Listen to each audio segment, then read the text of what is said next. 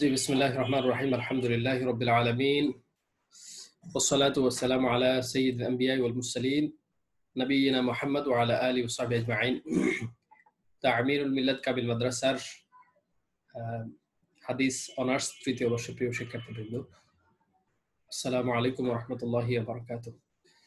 আমরা মহান রব্বুল আলামিনের শুকরিয়া আদায় করছি যিনি আমাদেরকে আজকের ক্লাসে অংশগ্রহণ করার তৌফিক দিয়েছেন। বলছি আলহামদুলিল্লাহ।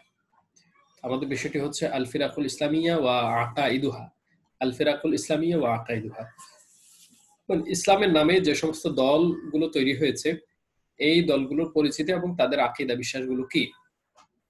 আমরা মোটামুটি শুরু থেকে শেষ পর্যন্ত পুরোটাই শেষ করেছি। তো আজকে আমরা একটু সামারাইজ করব যে সবগুলো দলের আমরা নামগুলো দেখব এবং তাদের মূল বিশ্বাসগুলোর মধ্যে মিল অমিলগুলো আমরা দেখব ইনশাআল্লাহ।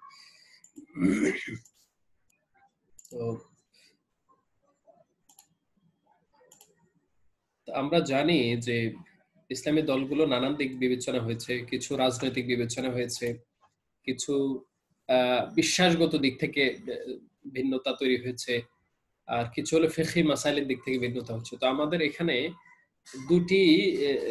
দুই ধরনের শ্রেণী অন্তর্ভুক্ত হবে।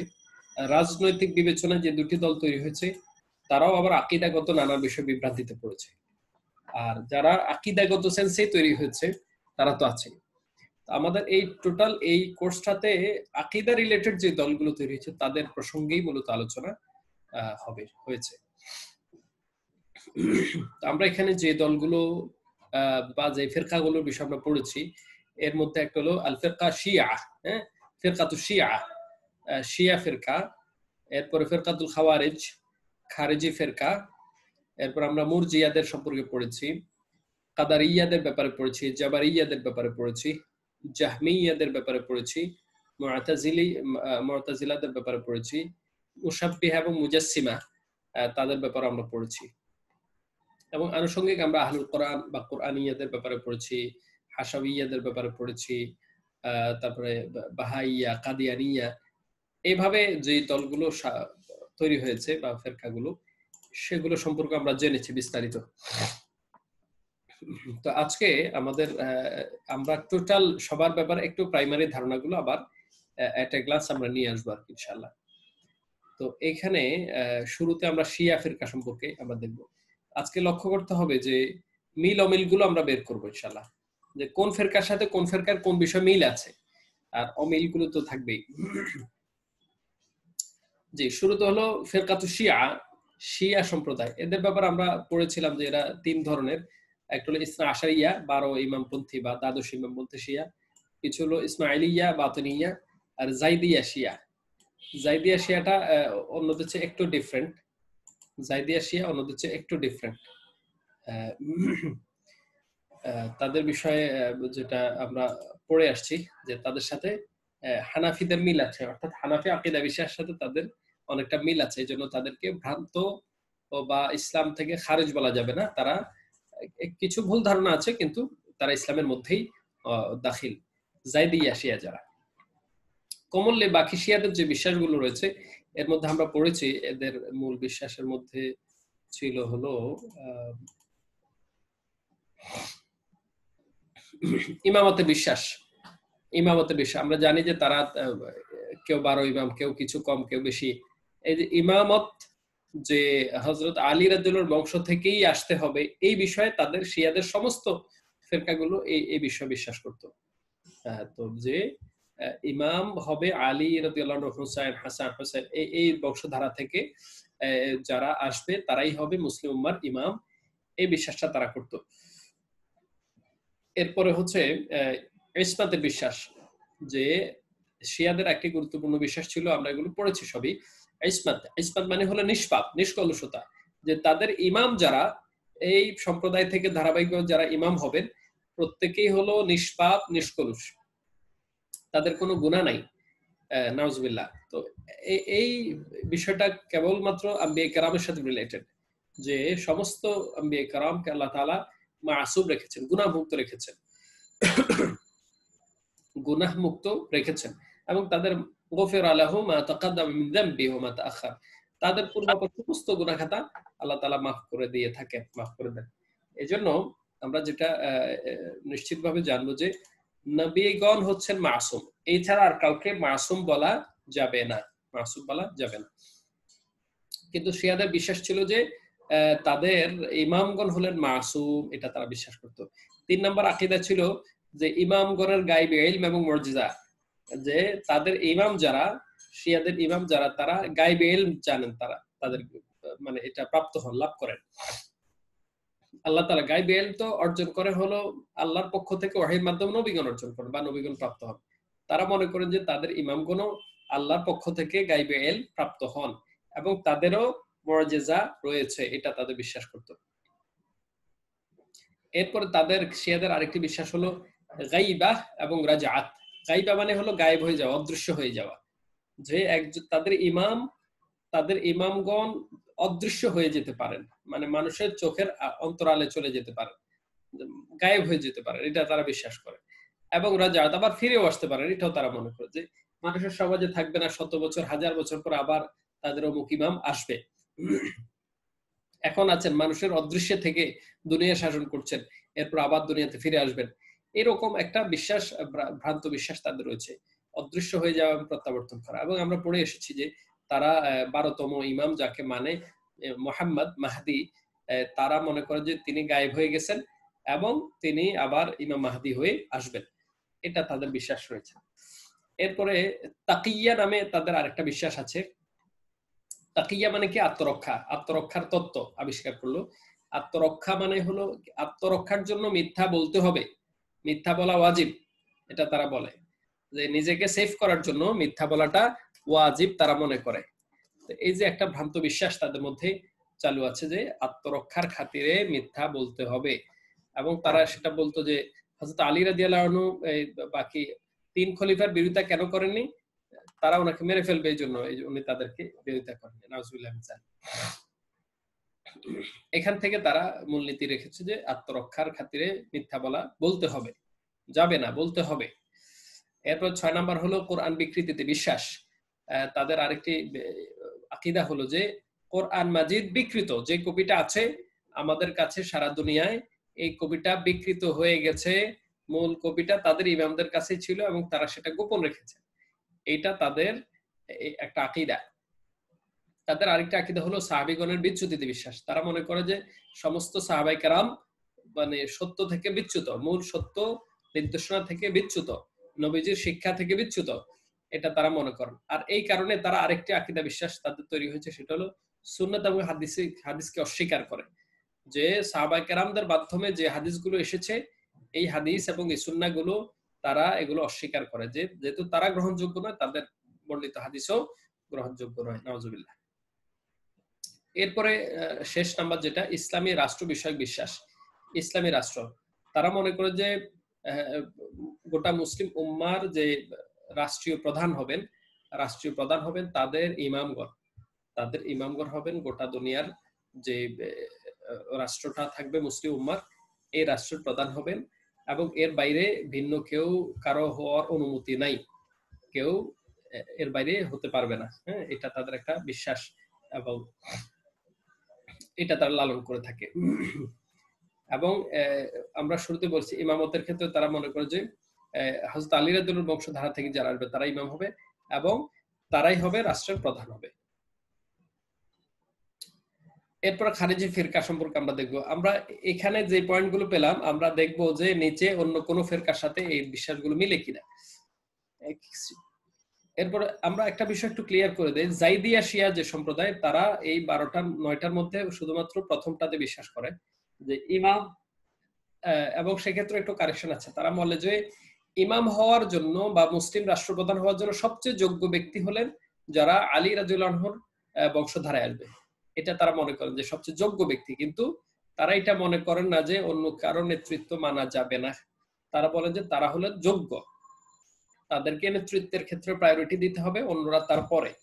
এই বিশ্বাসটা তাদের মধ্যে আছে। আর ছোটখাটো বিষয়গুলো আছে, আর অন্য যে ভ্রান্ত আকীদাগুলো ওগুলো জাইদিয়া শিয়াদের মধ্যে নেই বললে চলে। এরপর খারিজি ফিরকা সম্পর্কে আমরা জেনেছি যে খারিজি ফিরকাদের কিছু আকীদা হলো যে তারা কবিরা গুনাহে লিপ্ত ব্যক্তিকে কাফির বলে, কেউ যদি কবিরা গুনাহ করে ফেলে, যেমন মিথ্যা কথা বলে ফেলে বা কোনো একটা গুনাহের কাজ করে ফেলে, যেগুলো কবিরা গুনাহ, হারাম খেয়ে ফেলে, তখন তারা তাকে কাফির বলে। মুরতাকিবুল কাবীরাকে তারা তাকফীর করে থাকে, কাফের বলে থাকে, এবং বলে যে এই লোক অনন্তকাল জাহান্নামী হবে, জাহান্নামে তো যাবেই, আর বের হবে না। এই বিশ্বাসটা খারিজিদের বিশ্বাস, এটা আমাদের দেশেও কেউ কেউ লালন করে থাকে, খারিজি ভ্রান্ত বিশ্বাসটা। দ্বিতীয় বিশ্বাস হলো তাদের ওসমান, আলী রাদিয়াল্লাহু, এরপর উহুদের যুদ্ধে অংশগ্রহণকারী সাহাবায়ে কেরাম, মুআবিয়া রাদিয়াল্লাহু আনহু, সিফিন যুদ্ধের দুই সালিশ আমর ইবনে আস এবং আবু সাশারি রাদিয়াল্লাহু আনহু, এবং তাদের দুজনের বা কোনো একজনের বিচারকে যে ব্যক্তি সঠিক মনে করবে তারা সকলেই কাফের। এই যে ওসমান রাদিয়াল্লাহু আনহু, আলী রাদিয়াল্লাহু আনহু সহ যাদের কথা আলোচনা এখানে উল্লেখ করা হচ্ছে, সবাইকে তারা কাফের মনে করে, নাউজুবিল্লাহ। এই যে খারিজিদের একটা ভ্রান্ত বিশ্বাস, তারা ওনাদের সবাইকে বিভ্রান্ত এবং কাফের মনে করে, এবং কেউ যদি তাদেরকে কাফের মনে না করে তাকেও তারা কাফের মনে করে। যে কেউ যদি এই ব্যক্তিদেরকে, সাহাবায়ে কেরামদের এই বড় একটা অংশকে যদি কেউ কাফের মনে না করে, তাদেরকেও তারা ভ্রান্ত বলে এবং কাফের বলে তারা গণ্য করে থাকে। এরপর খারিজিদের আরেকটা বিশ্বাস হলো যে জালিম এবং পাপী রাষ্ট্রপ্রধানের বিরুদ্ধে বিদ্রোহ করা এবং জিহাদ করা ফরজ। কারণ তারা একটু আগেই যেটা আমরা জেনেছি, কবিরা গুনাহ করলে তারা কাফের বলে, সুতরাং যে জুলুম করবে কিংবা গুনাহ করবে, পাপ কাজ করবে, তাকে তারা কাফের বলে, সুতরাং কাফের বিরুদ্ধে জিহাদ করা ফরজ। এটা হলো খারিজিদের একটা বিশ্বাস। এই তিনটা বিশ্বাস খারিজিদের মধ্যে আছে, এগুলো কেউ কেউ লালন করে সারা পৃথিবীতে এখনো বিচ্ছিন্ন ভাবে। এরপরে মুরজিয়া, মুরজিয়া, তাহলে এই হলো শিয়া এবং খারিজি পেলাম। এরপর মুরজিয়া, মুরজিয়া সম্প্রদায়ের বিশ্বাস হলো কি, এরা হলো খারিজিদের যে বিশ্বাস ওর বিপরীতে তারা দাঁড়িয়েছে। যেমন তারা বলে থাকে যে খারিজিদের বক্তব্য কি, কবিরা গুনাহ করলে কাফের। তাদের বক্তব্য হলো ঈমান হলো অন্তরের ভক্তি ও বিশ্বাস, ঈমানের সাথে আমলের কোনো সম্পর্ক নাই। ইসলামের কোনো বিধিবিধান পালন না করেও ঈমানের পূর্ণতা স্বীকার, পরিপূর্ণ পাক্কা মুমিন হওয়া যায়, ইসলাম না মেনেও, বিধিবিধান না মেনেও পূর্ণাঙ্গ মুমিন হওয়া যায়। তাদের মতে ঈমান থাকলে কোনো পাপই কোনো ক্ষতি করতে পারে না, যেমন কুফর থাকলে কোনো পুণ্যই কাজে লাগে না। একজন কাফের ব্যক্তির কোনো নেকামত যেমন কাজে আসে না, ঈমানদার ব্যক্তির ঈমান থাকলে কোনো গুনাহ করলেও তার কোনো ক্ষতি হবে না। এটা হলো তাদের বক্তব্য। লা ইয়াদুরু মাআল ঈমানি মা'সিয়াতুন কামা আন্নাহু লা ইয়ানফা'ু মা'আল কুফরি তাআতুন। এটা হলো তাদের একটা উক্তি। তাহলে বিষয়টা আমাদের ক্লিয়ার হলো যে মুরজিয়াদের বিশ্বাস হলো, আরজা ইরজা থেকে মুরজিয়াদের বিশ্বাস হলো যে একজন ব্যক্তির ঈমান থাকলে, অন্তরে বিশ্বাস থাকলে, সে যত গুনাহই করুক, সে তার এটা শাস্তি হবে না, জাহান্নামে যাবে না, সে জান্নাতি, এটা তারা মনে করে। ঠিক খারিজিদের বিপরীত। খারিজিরা বলে যে কবিরা গুনাহ করলেই স্থায়ী জাহান্নামে, শাস্তি তো হবেই, ওখান থেকে বের হবে না। আর মুরজিয়াদের কথা হলো ঈমানদার হলে যত পাপই করুক সে জান্নাতি, সে জাহান্নামে যাবেই না। এই দুই মেরুতে এই দুটি দল দাঁড়িয়েছে। এরপর আমরা আরো দুটি দলকে, একই ধাঁচের দুটি দল পাবো, একটা হলো কাদারিয়া, জাবারি। আচ্ছা, আমরা তার আগে এই বিষয়ে একটু ক্লিয়ার হবো যে আমরা তো এগুলো পড়েছি আগেও, এখনো কারো কাছে অস্পষ্ট আছে কি? জি, এরপরে আমরা দেখব মুরজিয়াদের আলোচনা গেল, কাদারিয়া এবং জাবারিয়া। কাদারিয়া এবং জাবারিয়া এই দুইটা ফিরকা নিয়ে আমরা একটু দেখব তাদের মূল পার্থক্য কি। কাদারিয়া হলো তাকদীর থেকে এসছে, কদর থেকে এসছে। হ্যাঁ, এরা তাকদীরকে অস্বীকার করে। কাদারিয়া মানে তাকদীরপন্থী, মানে তাকদীরকে মানে এমন নয়, তাকদীরকে তারা মানে না। তারা বলে যে আল্লাহ পূর্ব থেকে কিছু জানেন না, বরং যা ঘটে তখন তিনি তা জানেন, যখন যা ঘটে তখন তিনি তা জানেন। নাউজুবিল্লাহ। তারা বলে যে আল্লাহ আগে থেকে কিছু জানে না। মানে তাকদীর মানে তো হলো আল্লাহ জানেন, আল্লাহর ইলম, আল্লাহর ইলমের ব্যাপকতা সবকিছু, অতীত বর্তমান ভবিষ্যৎ সব কভার করে। কিন্তু তারা এটা মানে না। তারা বলে ভাগ্য বলে কিছু নেই, কর্মই হচ্ছে সব, কর্মের মাধ্যমে মানুষের সবকিছু নির্ণয় হবে, ভাগ্যের মাধ্যমে নয়। সুতরাং ভালো করলে ভালো হবে, মন্দ করলে মন্দ হবে। আর ফিউচার সম্পর্কে আল্লাহ তাআলা কিছুই জানেন না, মানুষের ভাগ্য সম্পর্কেও আল্লাহর কোনো নির্ধারণ নাই, এটাকে তারা অস্বীকার করে। এটা হলো কাদারিয়া। আর জাবারিয়া হলো ঠিক বিপরীত, কাদারিয়াদের ঠিক বিপরীত।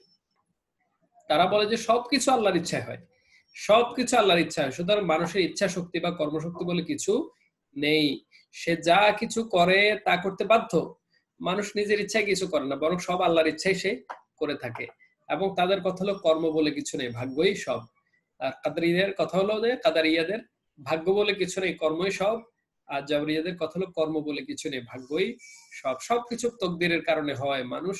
মানুষের কোনো ইচ্ছা শক্তি নেই, মানুষ পুতুলের মতো, তাকে যা করতে বলা হয় সে তাই করে। তো সুতরাং এদের কথা হলো মানুষ যা করে এটার জন্য মানুষ দায়ী নয়, এটার জন্য সবকিছু আল্লাহ আল্লাহ দায়ী, নাউজুবিল্লাহ। এই জাবরিয়া কাদরিয়া হলো এরাও পরস্পর বিরোধী মতাদর্শী দুটি ফিরকা।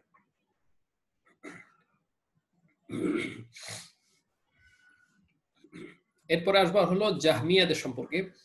জাহমিয়া আমরা পড়েছি জাহাম বিন সফওয়ান এই মতাদর্শের আবিষ্কারক। তার মতে হলো মানুষের কোনো ক্ষমতা নেই, চন্দ্র সূর্যের মতো মানুষও ইচ্ছাহীনভাবে চলে। মানুষের কোনো ইচ্ছা শক্তি নাই, ক্ষমতা নাই। চাঁদ সূর্য যেমন চলে, প্রকৃতির অন্যান্য সৃষ্টিগুলো যেমন চলে, মানুষ ঠিক সেভাবেই চলে। তো মানে আল্লাহর ইচ্ছায় চলে, মানুষের ইচ্ছায় চলে না। এই কথাটা আমরা কাদের সাথে মিল পেলাম? কাদরিয়াদের সাথে মিল পেলাম। কাদরিয়াদের সাথে মিল পেলাম। তারা বলে যে মানুষের না, জাবরিয়াদের সাথে আমরা এটা মিল পেলাম যে কাদরিয়া নয়, এটা হলো জাবরিয়াদের সাথে মিল। যে তারা বলে যে মানুষ মজবুর, মানুষের কোনো পাওয়ার বলতে কিছু নাই। জাবরিয়া। জি, তাহলে এদের এই মতটা, জাহমিয়াদের এই মতটা কাদের সাথে মিললো? একটু আগে আমরা যাদের সম্পর্কে জানলাম জাবরিয়া, তাদের সাথে মিলে গেল জাহমিয়াদের। এরপর জাহমিয়াদের আরো কিছু মত আছে যেটা ওর বাইরে। তারা বলে যে জান্নাত জাহান্নাম এক সময় বিলুপ্ত হয়ে যাবে। জান্নাত জাহান্নাম যে এটা অনাদি অনন্ত স্থায়ী, এটা তারা মানে না বা বিশ্বাস করে না। তারা বলে যে একটা সময় এটা বিলুপ্ত হয়ে যাবে। তাদের আরেকটি বিশ্বাস হলো যে আল্লাহর যে গুণগুলো সৃষ্টির মাঝে পাওয়া যায়, মানুষ বা অন্যান্য সৃষ্টির সাথে মিলে, সেগুলো তারা অস্বীকার করে অথবা অন্যান্য ব্যাখ্যা করে। যে আল্লাহর যে গুণগুলো, যেমন আল্লাহ শুনেন, আল্লাহ জানেন, আল্লাহ অবস্থান করেন, দুনিয়ার আকাশে আসেন, আল্লাহ কথা বলেন, এগুলোকে তারা অস্বীকার করে যে এগুলো মানুষের মধ্যে পাওয়া যায়, এগুলো সৃষ্টির মধ্যে পাওয়া যায়, সুতরাং সৃষ্টির গুণ স্রষ্টার মধ্যে থাকে কি করে? এই যুক্তি দিয়ে, এগুলো সবই তারা যুক্তি দর্শন, এগুলো দিয়ে আল্লাহ তাআলা এই গুণগুলোকে তারা অস্বীকার করে অথবা অপব্যাখ্যা করে। আর 4 নম্বর কথা হলো আগের কথার সাথে রিলেটেড, যে তারা বলে আল্লাহর যে কথা, আল্লাহর কালাম কোরআন মাজিদ, এটা আল্লাহর সত্তার অংশ নয়, এটা হলো আল্লাহর সৃষ্টি, আল্লাহর সৃষ্টি।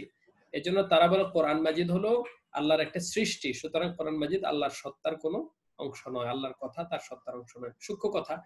তো তারা এই কথা বলার মাধ্যমে তারা বলে যে আল্লাহ বলেছেন এটা বলা যাবে না, বলতে হবে কি আল্লাহ এই কথা সৃষ্টি করেছেন, আল্লাহ এই কথা সৃষ্টি করেছেন।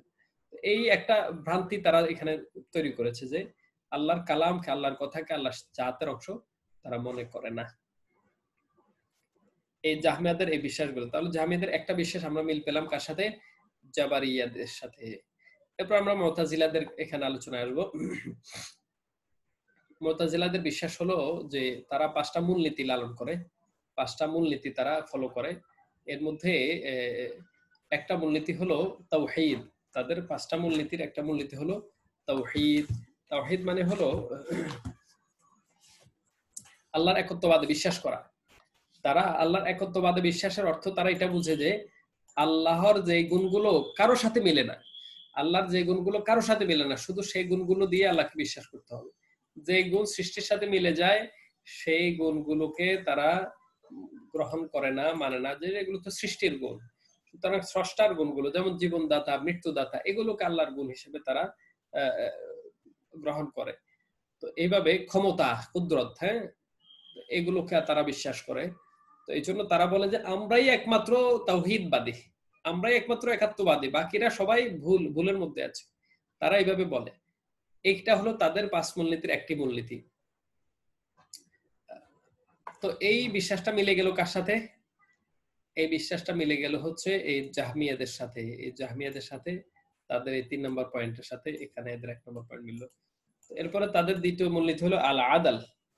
আদল, আদল দ্বারা তারা ব্যাখ্যা করে হলো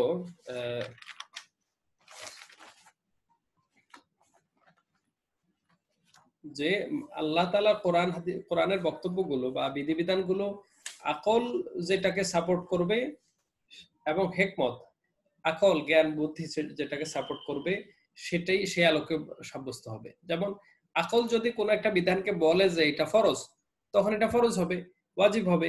আকল যদি বলে এটা হলো উত্তম, তখন এটা উত্তম হবে। আকল যদি বলে এটা খারাপ মন্দ, তখন এটা মন্দ হবে। এটাকে তারা আদল বলেছে, যে আকলের বিচারে কোরআন হাদিসের বিধানগুলো বিচার্য হবে। আকল যদি বলে ওয়াজিব, ওয়াজিব। আকল যদি বলে সুন্নাত বা হাসান, হাসান হবে, ভালো হবে। আকল যদি বলে খারাপ, খারাপ হবে। এইটা হলো তাদের দৃষ্টিতে আদল। তো এটা একটা তাদের ভ্রান্তিপূর্ণ কথা। কারণ আকল বলবে ফরজ ওয়াজিব, আকল বলবে না। যেগুলো কোরআন সুন্নাহর স্পষ্ট নির্দেশ, সেগুলো তো তাকে মানতে হবে। যে শরীয়তের মূলনীতি নির্ধারণ কিছু বিষয় আহলুস সুন্নাহ ওয়াল জামাআর স্কলারগণ বিভিন্ন সময় করেছেন। তো এগুলো থেকে বিচ্যুত হয়ে তারা নতুন একটা ব্যাখ্যা দাঁড় করিয়েছে। এই মুতাজিলাদের তৃতীয় বিশ্বাস হলো শাস্তির অঙ্গীকার বাস্তবায়ন। শাস্তির অঙ্গীকার, এটা তারা আল ওয়াঈদ বা আল ওয়াদ, ইনফাজুল ওয়াঈদ বলে। ইনফাজুল ওয়াঈদ, শাস্তির অঙ্গীকার বাস্তবায়ন। তারা বলে যে এটা হলো যে কোনো ব্যক্তি যদি কবিরা গুনাহ করে, কোনো ব্যক্তি যদি কবিরা গুনাহ করে, তাকে আল্লাহ তাআলা শাস্তি দিবেন বলেছেন। সুতরাং তারা মনে করে কেউ যদি কবিরা গুনাহ করে সে স্থায়ী জাহান্নামী, সে স্থায়ী জাহান্নামী। পরকালে তার অবস্থান হবে চূড়ান্ত জাহান্নাম। যদি দুনিয়ার জীবনে সে কবিরা গুনাহগুলো থেকে না ছাড়ে এবং ফিরে না আসে, তাহলে সে অনন্তকাল জাহান্নামে থাকবে এবং শাস্তির অঙ্গীকার বাস্তবের দ্বারা তার সেটা বুঝিয়ে থাকে। আমরা এটা কার সাথে মিল পেলাম? এই যে কবিরা গুনাহ করলে অনন্তকাল জান্নাতে, এটা খারিজিদের একটা বিশ্বাস। এটা খারিজিদের বিশ্বাস। এই যে 1 নাম্বার পয়েন্ট, কবিরা গুনাহে লিপ্ত ব্যক্তি কাফের এবং অনন্তকাল জাহান্নামী। এই খারিজিদের এই বিশ্বাসটা মিলে গেল কার সাথে? মুতাজিলাদের সাথে। এদের 4 নাম্বার বিশ্বাস হলো যে মানজিলাতুম বাইনাল মানজিলাতাইন, যে দুনিয়াতে যারা কবিরা গুনাহ করবে তারা দুনিয়ার তাদেরকে মুসলমান বলা হবে না কাফের বলা হবে। তো মুতাজিলাদের বক্তব্য হলো তাদেরকে বলা হবে ঈমান এবং কুফরের মধ্যবর্তী একটা জায়গা, মানজিলাতুম বাইনাল মানজিলাতাইন। এগুলো শরীয়তের কোনো ভিত্তি নাই এদের এই কথার ব্যাপারে। মানে দুই অবস্থানের মাঝখানে, মানে তাকে মুমিনও বলা যাবে না, কাফেরও বলা যাবে না। এই হলো তাদের একটা বক্তব্য। ঠিক আছে। আর 5 নাম্বার হলো যে সৎ কাজের আদেশ, অসৎ কাজের নিষেধ।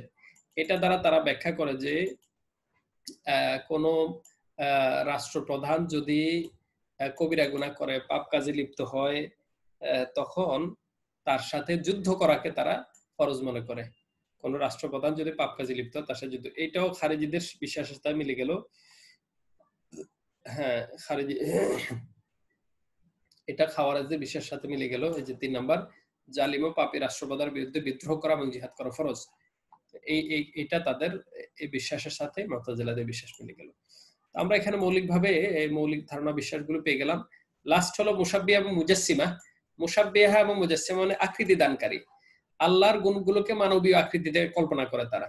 যে আল্লাহ তাআলা বলেছেন তার হাত আছে, হাদিসে এসেছে আল্লাহর পা আছে, আল্লাহর সাক আছে, হ্যাঁ।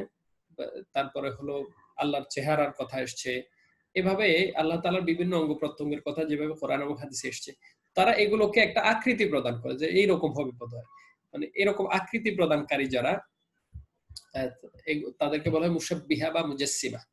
এটা একটা আল্লাহ তাআলার সিফাতের বিষয়ে তাদের একটা ভ্রান্তি। যে এই হলো আমাদের মোটামুটি আমরা টোটাল এই কয়দিন যা পড়লাম একটা সামারি আমরা উপস্থাপন করলাম। আলহামদুলিল্লাহ আমরা দেখতে দেখতে একদম ক্লাসের শেষ পর্যায়ে চলে এসেছি। তো প্রিয় শিক্ষার্থীবৃন্দ, আজকে আমরা যে গুরুত্বপূর্ণ ক্লাসটি শেয়ার করলাম সবার সাথে, সেটা হলো আমাদের একটা সামারি ক্লাসের মতো, যে আমরা বিভিন্ন ফেরকাগুলো, তাদের আকীদা বিশ্বাস এবং তাদের বিভিন্ন ধ্যান ধারণাগুলো নিয়ে আমরা দীর্ঘদিন থেকে পড়েছি, শেয়ার করেছি। তো আজকে এটার একটা সংক্ষেপে তাদের একটা ডেটা আমরা তুলে ধরলাম এবং মিল অমিলগুলো আমরা তুলে ধরলাম। তো এই বিষয়গুলোর সম্পর্কে স্বচ্ছ ধারণা থাকলে আমাদের যেটা সুবিধা হবে সেটা হলো আমরা আমাদের আকীদাকে পরিচ্ছন্ন রাখতে পারবো, ভ্রান্তিগুলো থেকে আমরা বাঁচিয়ে নিজেদেরকে সেভ করতে পারবো। কারণ শয়তান তো চাইবে আমাদের ঈমান আকীদাকে নষ্ট করে দিতে এবং নানান অজুহাতে, নানান নামে, নানান ফ্রেমে আসবে। এজন্য আমরা যারা আকীদার ছাত্র তারা অন্তত সচেতন থাকবো যে না, এইসব বিষয়তে ভুল আছে, ভ্রান্তি আছে, আমরা এগুলো থেকে নিজেদের সেভ করব এবং আহলুস সুন্নাহ ওয়াল জামাতের যে মূল নীতি এবং মূল আকীদা আমরা সেটাকে আমাদের সামনে রেখে এবং বিশ্বাসটার আলোকে আমরা আমাদের বিশ্বাসকে গড়ে তুলবো এবং আমাদের কাজগুলো সে আলোকে করবো। আল্লাহ তাআলা তৌফিক দান করুন। তো সবাইকে ক্লাসে ধৈর্য ধরে শুরু থেকে পর্যন্ত থাকার জন্য মোবারকবাদ জানিয়ে আজকের ক্লাস এখানেই সমাপ্ত করছি। আসসালামু আলাইকুম ওয়া রাহমাতুল্লাহি ওয়া বারাকাতুহু। সুবহানাকাল্লাহুম্মা ওয়া বিহামদিকা আশহাদু আল্লা ইলাহা ইল্লা আনতা